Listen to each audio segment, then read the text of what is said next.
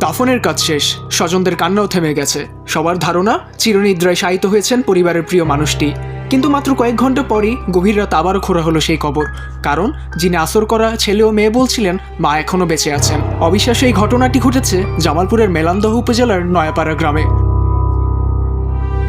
স্থানীয়দের ভাষ্য, শনিবার সকাল 8টার দিকে সোহরাব আকন্দের স্ত্রী হালিমা বেগমকে স্থানীয় কবরস্থানে দাফন করা হয়।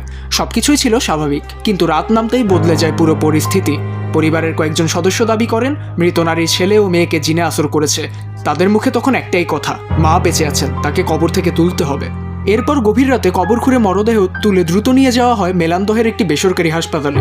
সেখান থেকে আরও নিশ্চিত হতে রাত 11:30টার দিকে নেওয়া হয় জামালপুর শহরের আরও একটি বেসরকারি হাসপাতালে। দুই হাসপাতালে ইসিজি সহ প্রয়োজনীয় পরীক্ষা নিরীক্ষা শেষে চিকিৎসকরা স্পষ্টভাবে জানান হালিমা বেগম মারা গেছেন। এরপর মরদেহটি আবার বাড়িতে ফিরিয়ে নেওয়া হয়।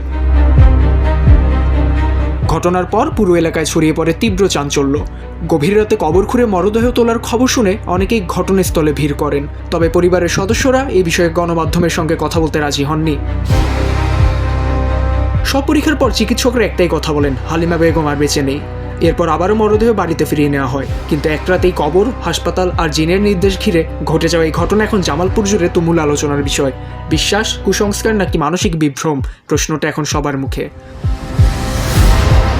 ওমর ফারুক সাজ্জাদ, বাংলা টিভি।